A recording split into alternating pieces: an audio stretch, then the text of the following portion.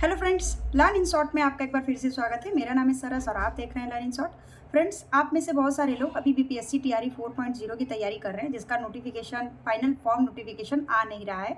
OTR notification काफ़ी महीनों से चल रहा है, तो अगर कैलेंडर में है तो वो आना है ही। जो भी अभी प्रॉब्लम चल रहा होगा बिहार में, तो क्योंकि हो सकता है इंटरनल बहुत सारी चीज़ें होती है गवर्नमेंट के पास में, तो नोटिफिकेशन आएगा ही, चाहे मई में आए चाहे जून में आए, क्योंकि सितंबर में एग्ज़ाम है तो अभी आपके पास काफ़ी टाइम है।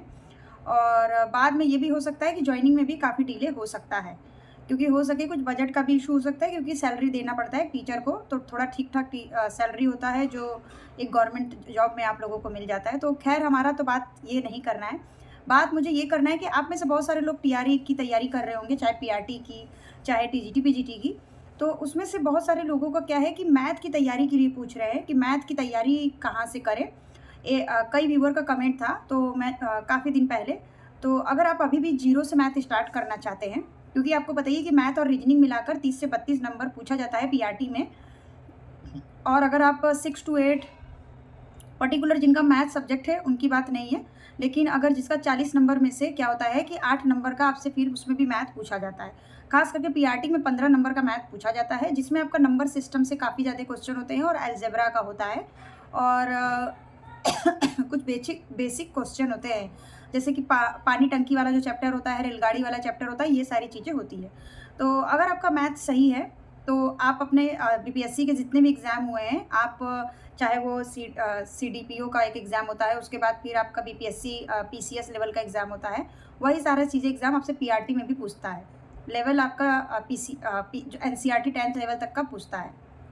तो इसमें ये है कि जिनका मैथ सही है पीआरटी के लिए, वो क्या करे कि वो वही लगा ले जो जितने भी एग्ज़ाम बीपीएससी के हुए हैं, सारे आप पेपर को सॉल्व कर लीजिए, तो उनका हो जाएगा। और क्योंकि उन्हें पता ही रहता है। और लेकिन अगर आप चाहते हैं कि मुझे भी पढ़ना है, तो आप एकदम अभी आपको शुरू से स्टार्ट करना है। तो देखिए, नंबर सिस्टम ही जो होता है, जो अर्थमेटिक होता है गणित का, जो कॉम्पिटिटिव एग्ज़ाम में, तो अर्थमेटिक ही आपसे हर जगह पूछा जाता है। मैं आपको अपना एक वीडियो और बना के दूँगी, जिसमें मैं बताऊँगी कि मैं एकदम मैथ में मुझे ज़ीरो नॉलेज था। मैथ दिखते ही मैं घबरा जाती थी, तो मैंने कैसे मैथ को अपना ठीक किया। और मैथ्स का मेरा कोई सब्जेक्ट कभी नहीं रहा है।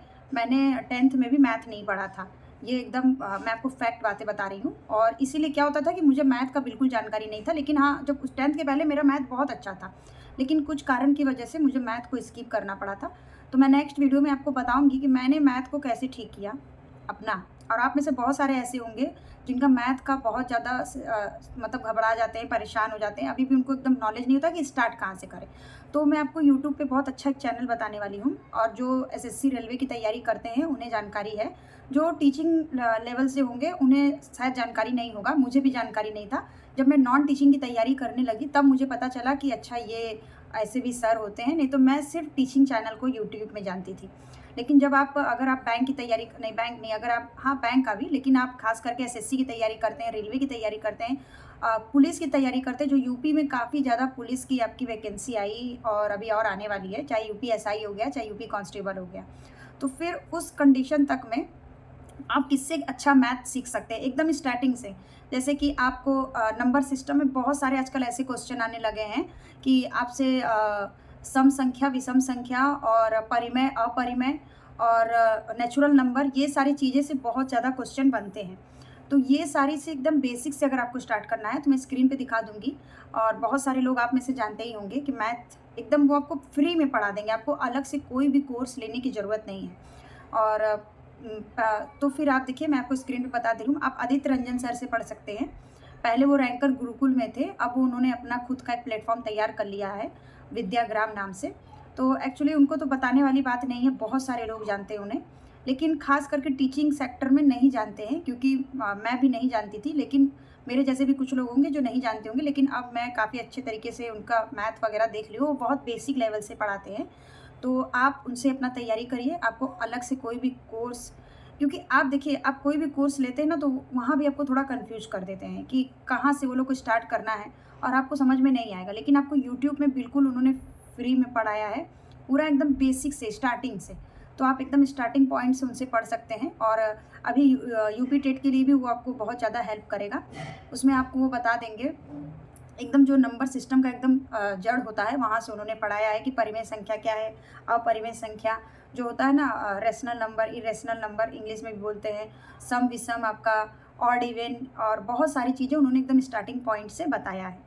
तो आप वहाँ उनसे अभी से अगर स्टार्ट करते हैं तो सितंबर में आपका एग्ज़ाम है, तो आपको एक बहुत अच्छा सा उनसे तैयारी मिल जाएगा। और चाहे आप नए व्यूअर मेरा ये वीडियो देखें, चाहे पुराने व्यूअर देखें, और मुझे भी बिल्कुल पहले मैथ की जानकारी नहीं थी कि मैथ में क्या चीज़ कैसे होता है, मैं भूल गई थी। फिर मैंने कभी उस पर ऐसा ट्राई नहीं किया क्योंकि टाइम नहीं मिला मुझे। मैं एकदम भूल गई थी कि अर्थमेटिक में, अलजेब्रा में क्या क्या पूछा जाता है। और आप बिहार में आपसे खास करके जो एग्ज़ाम होता है तो अलजेब्रा के क्वेश्चन ज़्यादा पूछे जाते हैं। और आपसे जो अर्थमेटिक मतलब जो 14-15 नंबर आता है उसमें से आपसे करीब 6-7 अलजेब्रा के क्वेश्चन पूछते हैं, जो आपका होता है आयत, त्रिभुज और कोण वाले जो होते हैं चैप्टर, वो सारे अलजेब्रा से आपसे ये सब पूछे जाते हैं।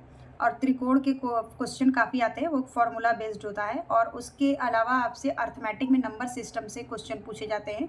और एलसीएम एचसीएफ से क्वेश्चन पूछा जाता है आपसे बिहार में, जो पीआरटी एग्ज़ाम होता है। और कुछ आप नंबर सिस्टम में खास करके, क्योंकि नंबर सिस्टम जो एक चैप्टर ना, उसके अंदर काफ़ी सारी चीज़ें होती हैं। तो विभाजकता का नियम होता है, और ये जो आपसे स्टार्टिंग का होता है, और भी बहुत सारी चीज़ें होती हैं। तो वो आपको एकदम यूट्यूब में आप चाहे तो पूरा नोट्स बना लीजिए, और वो प्रैक्टिस के लिए आपको बहुत सारी चीज़ें मिल जाएंगी, और क्वेश्चन को आप प्रैक्टिस करते रहिए। तो फिर यहाँ से क्या होगा कि आपका एकदम जीरो से स्टार्ट हो जाएगा। और अगर आप बाहर कहीं पढ़ने जाते हैं तो वहाँ आपसे काफ़ी ज़्यादा फ़ीस ले लिया जाता है। ऑफलाइन में आपको पता ही है कि फ़ीस बहुत ज़्यादा ले लेते हैं, और आपको पढ़ाएंगे वही सब जो आपको यूट्यूब में जीरो लेवल से पढ़ाया जाता है। तो मैंने आपको बता दिया कि अर्थमेटिक में कहाँ से स्टार्ट होता है।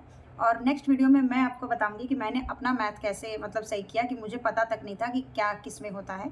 और उसके अलावा मैं आपको एक बहुत अच्छा सा किताब भी सजेस्ट करूँगी, कि अगर वो बुक आपके पास है तो आप उस बुक में आपको टेट वगैरह के भी कुछ क्वेश्चन मिलेंगे। अदरवाइज़ आपको एसएससी, रेलवे और जो पुलिस के एग्ज़ाम होते हैं वो सब के क्वेश्चन भी रिपीटेड आपको मिलेंगे, जिससे क्या होगा कि आपको एक बेसिक जानकारी मिलेगी। तो ओवरऑल फ्रेंड्स, इस वीडियो में इतना ही था। मिलते हैं नेक्स्ट वीडियो में नए इन्फॉर्मेशन के साथ। तब तक के लिए बाय बाय। कोई आपका सवाल हो तो कमेंट कर दीजिएगा, और मैं आपको नेक्स्ट वीडियो में और भी ऐसे इन्फॉर्मेशन बताती रहूँगी। ये सर के साथ जुड़ जाइए, आपको मैथ की बहुत अच्छी जानकारी मिल जाएगी। तब तक के लिए बाय बाय। वीडियो पसंद आए तो लाइक करिए, चैनल को सब्सक्राइब करिए, अपने दोस्तों के साथ शेयर करिए, और कोई आपका सवाल हो तो आप कमेंट कर दीजिएगा। तब तक के लिए बाय बाय।